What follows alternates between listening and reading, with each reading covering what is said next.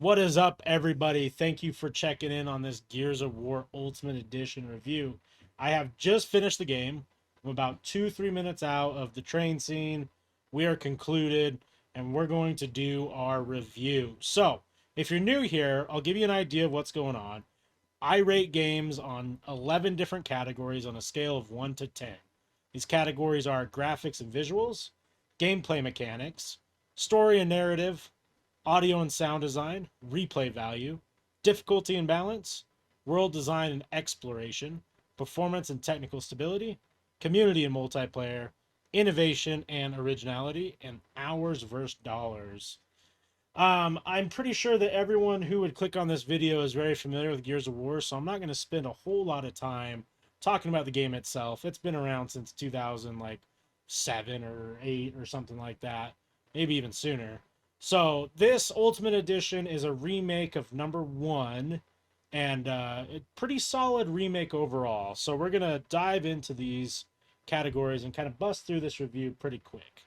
Graphics and visuals, and this is the quality of the game's graphics, including art style, realism, animation quality, and overall appeal. Gears of War has a pretty awesome animation style, and I think that when this, like, I don't think, but when this game came out, it was kind of the tits. I'll be honest with you. Like, the gore was awesome, the chainsaw mutilation was crazy. You know, you shotgun someone and they blow up. Like, the only other game that was like close to that that I played around that time was Call of Duty World at War, and it wasn't as extreme and over the top as this game. The graphics are just rad. I mean, I think anyone who plays it would attest to the first time they turn on Gears of War and just see the grand scale of all the monsters, and the first scene you interact with a corpser and you're like, oh god, I'm gonna have to fight that at some point. It's just a great feeling. I'm gonna rate Gears of War's graphics an 8. Gameplay mechanics, how smooth and intuitive the controls are, the complexity and depth of gameplay systems, and the overall enjoyment of playing the game. Now, when we get to technical and stability, or performance and technical stability, this game's going to take a punch to the face. As far as gameplay mechanics go, I can't say that it's smooth to play. If you aren't comfortable with the rolling mechanics, the hugging wall mechanic, the bouncing between walls, the shotgun, and all that type of stuff, it isn't fun to learn. It really isn't. And it really does play against you if you're in close quarters and you don't know what you're doing. It can really make the game suffer. And if it's your first time and you're trying to get through it on a harder difficulty, you will struggle because of it. It is a game, though, that, like, when you get good at it and you go into multiplayer, it's insanely fun and it is super intense. But as far as like gameplay mechanics, I mean, it's a third person shooter. There isn't anything special there except for how you engage with walls in your environment. The overall enjoyment of playing the game, I love playing Gears of War, but I can understand why other people don't. For me, it's going to be a 7. Story and narrative, the quality of the storyline, character development, dialogue, and how engaging and immersive the overall narrative experience is. You know what? For what this game is, they've managed to stretch it out to, what, 6 or 7 games total. The story's there, the characters are there.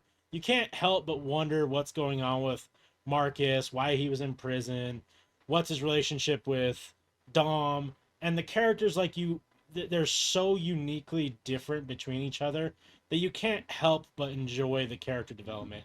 Everyone hates Baird. Baird's a fucking asshole. Everyone loves Coltrane. It's Coltrane. You feel bad for Carmine getting smoked. You feel bad for Kim getting killed. You know, you look at the lieutenant guy, I forget his name, and you're like, man, he's an asshole, but he's fighting for the human race. Like, even though the story is pretty straightforward, take thing here to blow up thing B here, and then take thing C here to go blow up D thing here. It's not like super intense storytelling, but you can't help but enjoy the story and the narrative that's going, and the dialogue is funny. It really is. It takes itself serious but also has comedy relief. I enjoy the story and narrative. It's not something that I would write home about, but I would give it a 7.5. Audio and sound design, I mean, I'll be honest with you, especially in this remake, it's really bad. There's when you're in certain rooms where it's closed and you're running, it literally just sounds like pounding in your ear. It is very bad. I don't think the sound design got improved on. It wasn't great when it came out originally, and it's not great now, and it really shows through this. Some of the weapons sound cool. The headshot noise is fantastic. When you blow something up, it's good, but I can't get over how bad a lot of it is. Like, so bad that it outweighs any good. This is going to get a 5. I know, a harsh 5, but it's pretty bad. When you're running around certain rooms, you're like, oh my god! Like when I'm playing it, and I stream these games that I review. When I played it, I didn't want to make it a scene to point it out every time, but it's like almost every 10 minutes. I'm like, Jesus Christ! Like, maybe it's different for watching the game like on a stream, but when it's in my headphones, it's horrible. Replay value, the extent to which the game encourages replayability through multiple endings, side quests, new game plus, multiplayer modes, or other factors. I don't know. I've played this one probably like 5 or 6 times in my life, but mostly just for fun with friends. I feel like one playthrough is pretty good, and to be honest, like I just played it on hardcore, by myself for the first time.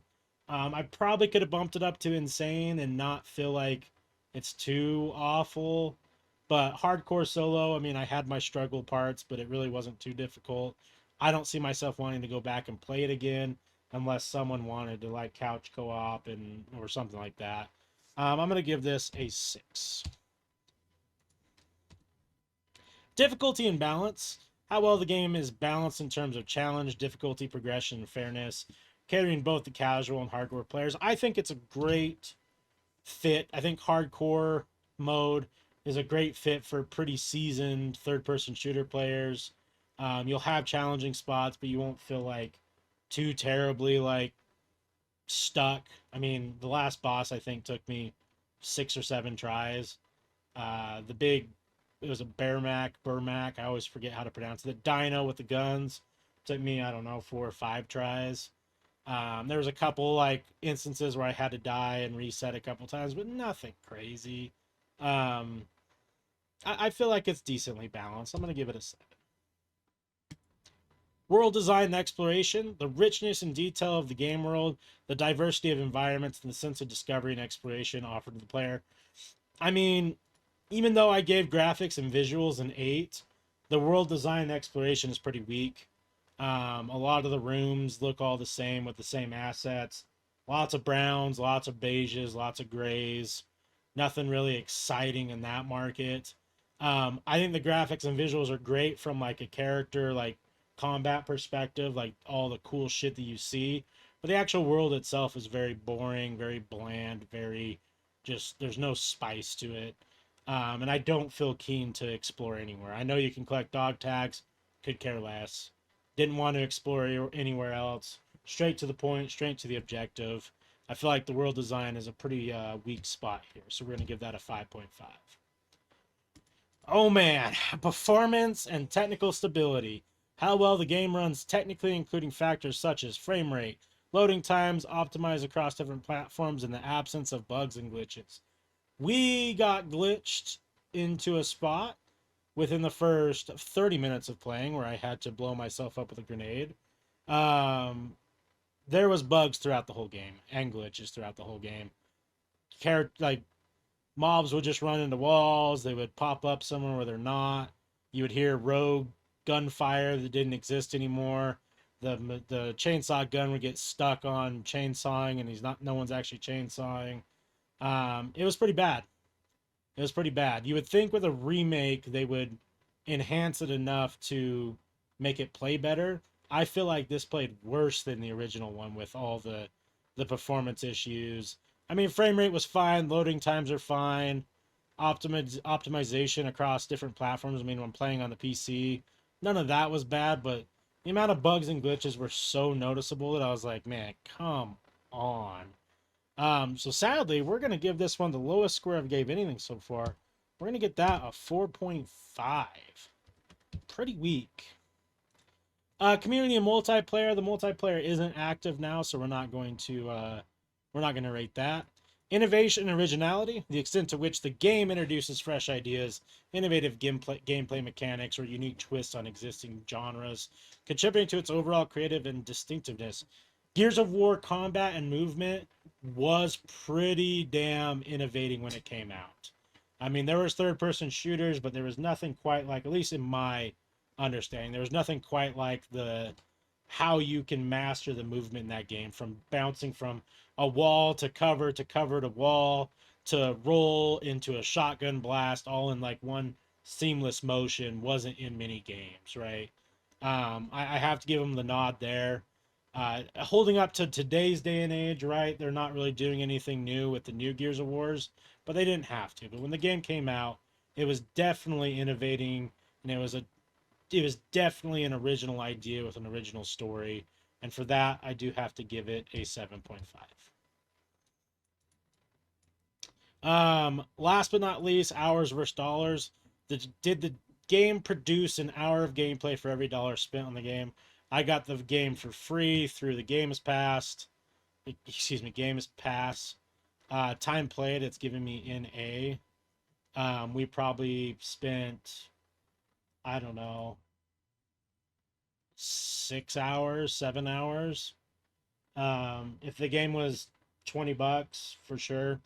I mean, especially if you bought the game right when it came out, when the multiplayer was going, definitely worth the dollars. If this was a $30 or $40 game at the time of release, definitely not. I'm gonna give it a 7. So let's get out our handy dandy calculator and do some calculations here. So that's an 8 plus 7 plus 7.5, 5, 6, 7, 5.5, 4.5. Oof. 7.5 and 7. Divide by 10. That gives us a 6.5 out of 10. Which, for the first Gears of War, I think is pretty valid in today's day and age. I probably would have gave this a 9.5 if we were talking to 12 or 13-year-old me. Going back and revisiting it on this Ultimate Edition, I enjoy it for the nostalgia. I don't know if someone would enjoy it picking up the game. Maybe if they could really get immersed in the characters quick and enjoy some of the combat early on. If not, I think you would fall off either through the glitches or just the weirdness and cringe of some of the commentary and some of the dialogue. I enjoy it. It's fun. It brings back a nostalgia, but for a remake, it really fell short in a lot of areas. And I mean, I would recommend Gears of War to anybody getting into the franchise. It's a lot of fun, but to be completely honest, the remake was lacking a little bit. So thank you guys so much for watching the review. I appreciate it. Let me know if you agree or disagree in the comments below, and I'll catch you on the next one. Peace.